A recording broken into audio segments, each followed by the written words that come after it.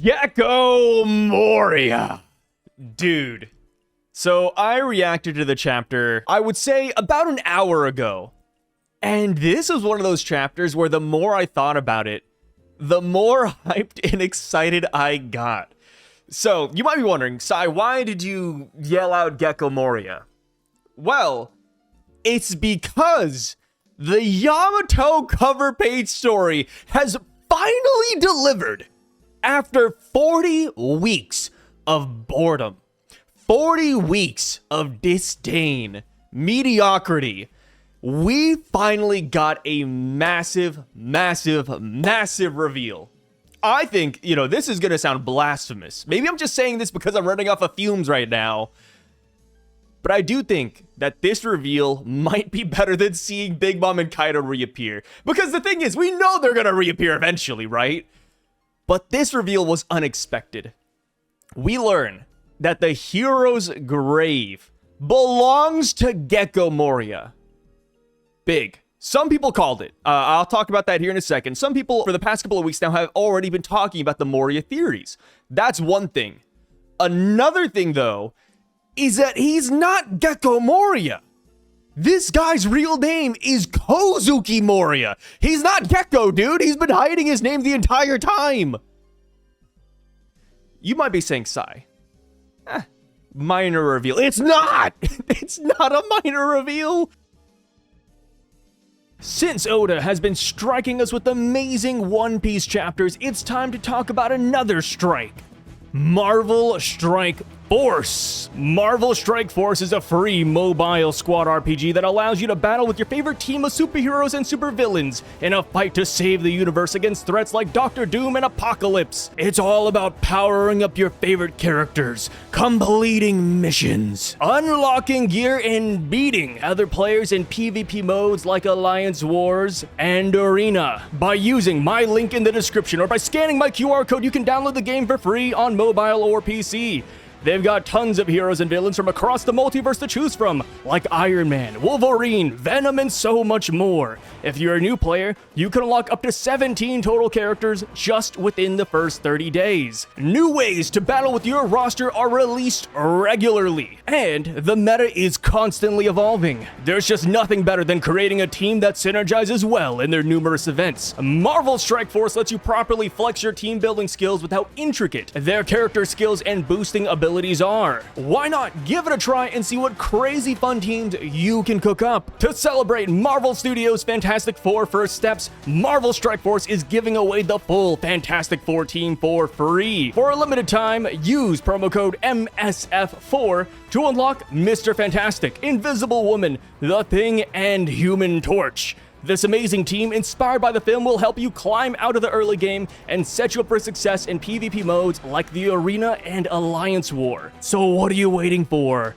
Have some fun and climb the leaderboards with me. The MSF4 promo code will be available until September 30th, 2025. Don't forget to use my link or QR code to download the game. Thank you, Marvel Strike Force, for sponsoring today's video. Being a part of the Kozuki clan means a couple of things. First up, it means he's related to Odin. He's possibly Odin's long-lost brother. He's possibly Momonosuke and Hiyori's uncle. And here's the thing. Here's the funniest part, by the way. Hilarious. But if you're one of those people that believe that Zoro will end up with Hiyori, by the end of story, we get a crazy time skip. We go 20, 30 years into the future. Zoro is settled down like Rayleigh. Hiyori is probably that gal he's gonna get with, right? They had that connection there. It's Wano, blah, blah, blah. That could happen. If Zoro does get with Hiyori, that means that he's related to Moria. What a wild thing. Another thing about the Kozuki is that means that Moria probably has knowledge on how to write in the poneglyph language and read poneglyphs. Cross-Guild. Cross-Guild has been talking about going after the One Piece. A lot of people are like, wait, how are they going to do that?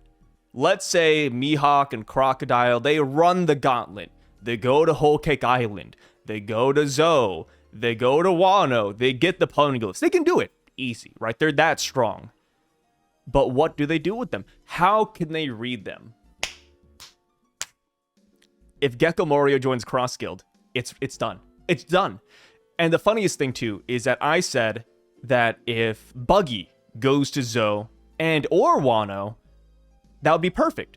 Because Buggy was a part of Roger's crew. He knew Odin. He was there. So he could easily flex the Roger tax and say, hey, Minx, long time no see. Can I get the poneglyph? And they'd probably do it. Same with Wano. Hey, guys, you remember Roger? I was that little kid there. Can I see the poneglyph? He could do it. But now that we have Kozuki Moria, this is even better. If he joins Cross Guild, easily. Dude, the Minks are indebted to the Kozukis. Wano is his home. You know what I mean? Like, it can work. Bro, what? So Moria was the kid that was born in the West Blue and then later raised in Ringo. It's been him all along. And as far as why the body's missing, why they thought it was obliterated, it's because he has the Kage no Mi. Right, going back to Marineford, Thriller Bark, yada yada, Moria can escape dicey situations by switching places with the Shadow. He's done this before. And then, of course, if Absalom was with him at that point in time, Absalom just turns him invisible and then he escapes. So, shoutouts to the people who believed in the Moria theories for a while now. I even started to believe some of the Moria theories because on my most recent poll, I threw Moria up as an actual option. And it got 9% of the votes, which isn't a lot. But it got votes. You know, people really did like the Moria theories. But I do want to shout out one person in particular. I want to give this one person their flowers because I read comments, right? Even though you drop a comment down there, it has like no likes and nobody's replied to it, yada yada. I still see most of those comments. And there's one guy for the past, I'd say month and a half now, who has been dropping big Moria theories for a while. And his name is Merrick Dials. I've been seeing your comments, brother. And, you know, you're one of the main reasons why I started to hop more and more onto the Moria train. Of course, I still believed it was Kyoto this entire time. But you did open my eyes to the Moria theories. So shout outs to you, man. I should be dropping all of his comments right here so you guys can see how dedicated to Moria he was. Right? It wasn't just like a one-liner like, oh, Moria's the guy, Moria's the guy. No. He dropped like entire dissertations on why it is Moria. So major shout-outs, brother. This is just absolutely insane. And I cannot underplay how nuts the reveal is. Imagine right now, Moria shows up to Wano. What happens? Do we just bend over for this guy? Like, dude, he is Wano's hero. You know what I mean? Like, this is the brother of Odin, potentially. Where does he fit in? Who did Sukiyaki implant seed into to get Moria? I just have no clue. Also, like I said, he could be like an uncle figure. He could be like, I don't know, you know, it's just a cousin. But still, he is family. This guy's family. What? Oh, man, that's something. Okay, so on to the next plot point. On to the chapter now. That's enough about Moria. We're now 40 years ago, and we see that Roger goes to Pirate Island and meets Rox D. Zebek. The spoilers don't state if this is their first time meeting or if this is like a casual thing, but they go there, and then Roger says that he does not want to fight at Shaggy's bar, so they leave and fight somewhere else. I'm not too sure what happens here, man. You know, that's all the spoilers actually say. But it does look like Roger and Rox, they had beef in the past, well before God Valley, which we kind of understood. Next up, we see that Rox actually falls in love with a woman. That is right. He stops gooning and simping over Shaggy. This makes sense. You know, we kind of saw this coming, and that's mainly because he does have a son, right? Blackbeard was born, I believe, 2 years prior to God Valley, so here we have it. Will we see the woman? I hope so. You know, I don't know if you guys recall Data Book Green from 20 years ago, but Oda did reveal Blackbeard's mom and sister in that data book. I am 100% sure that Oda's going to retcon that. I doubt Blackbeard will have a sister, and I also doubt Blackbeard's mom is going to be the same mom we saw 2 decades ago. I think that's normal, right? Oda starts with an idea, and then after 20 years pass, he's probably going to change it up a little bit. So yeah, I think that's huge. As far as Shaggy goes, even though Rox has fallen out of love with Shaggy, I like to imagine the other Gooners on the island still like Shaki. And funny enough, she is still considered the treasure of Hachinosu 2 years after this, which is pretty cool, right? She never lost that title despite Rocks not loving her like that anymore. Next up, we see that Harald did indeed accept the world government's offer. We kind of saw this coming as well, right? Harald was between a rock and a hard place. After attacking a Cyberpole ship, his standing with the world government wasn't looking too good. And he wanted to get that status back. He wanted to resubmit that application. Marcus Mars hit him with a great offer. Kill Rox and we will let you in. Harald, despite enjoying Rox's company, despite seeing Rox as a friend, he does value his country more than anything, right? So this was bound to happen, and I hate to see it. Despite this being a theory and thought train I was on, I hate to see this, man. Seeing a friendship like this, and it's just, it's a lot, right? So we see a clash between them, and they get double KO'd. Yes, that is right. Harald and Rox both get knocked out after their fight. Harald is that strong. It's funny because leading up to this chapter, I knew Harald was that guy, but I did not have him on the same plane as Rox. I thought Rox was up here. Harald was like down here, like vice commander level, whatever you want to call it. Yeah, he was right behind him. But now we know that they're pretty much equal, which is crazy. It goes back to that hypothetical, that what if Harald was at God Valley? What if Harald joined Rox? And I do think they would be an unstoppable force. Unfortunately though, Harald did want to join the world government, so their paths crossed but never intertwined. So now we go further into the future, and we're now 39 years into the past, 1 year before God Valley. And we see that Garling discovers something intriguing at God Valley, something that he is sure Emu will like there. Dude, Garling? A young Garling? Okay. So we talked about this before, right? About how Shaki is the treasure of Hachinosu. They went for Shaki, but there's definitely going to be more prizes on the side. Whether it's devil fruits, whether they wanted to take celestial dragons hostage. Here we have it. Oda is adding yet another prize and layer to God Valley. What could it be?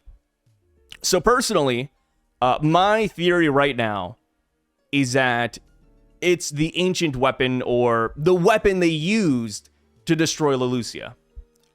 Because when you really think about it, what would Emu really like, right? Like, what would Emu actually be curious in? I don't think it would be devil fruits. I don't think it would be devil fruits. I don't think Emu would care too much about that. So I do veer more towards the ancient weapon and ancient history type of stuff. So I think it could be that, right? And that could lead us to explain how God Valley was wiped off the map completely. Go back a couple years ago when we heard about that, and then we saw Lelucia. A lot of people thought that God Valley got Lelucia'd. Maybe this is it right here, right? That is build up to that scenario, possibly. Alongside Garling, by the way, we see a red-haired woman with 2 children, those children being Shanks and Shamrock. Though, the woman's face is not revealed in this chapter. Classic Oda, right? Oda's got to come in. If he can do it, he will silhouette people. Oda is a crack fiend for that type of stuff, so I respect it. And yeah, Shanks' mom is here. I think it's pretty cool. I guess the main thing I'm curious about, even though we don't see the red-haired woman's face, I wonder what attire she has on. Is this going to be a celestial dragon, a god knight, or is it going to be a slave? Because that right there is a big question when talking about Shanks' origins, right? So yeah, great chapter, man. This is definitely something. And I think that's where I'm going to end it. I just wanted to gush a lot about GECKO Moria. But yeah, that's pretty much it, guys. Let me know what you think about this chapter down below. I really freaking appreciate it. What is the additional treasure of God Valley? What did Garling find? Is the mom a celestial, a holy knight, or a common woman? And let me know about GECKO Moria. How do you feel about that? I love to hear all of that down below. And also, apologies for the sponsor, by the way. Had to throw that in one last time. You guys have a great day. Thanks for stopping by, and I'll catch you guys tomorrow when the full spoilers drop. My name is Sai, and I'm signing out, brother.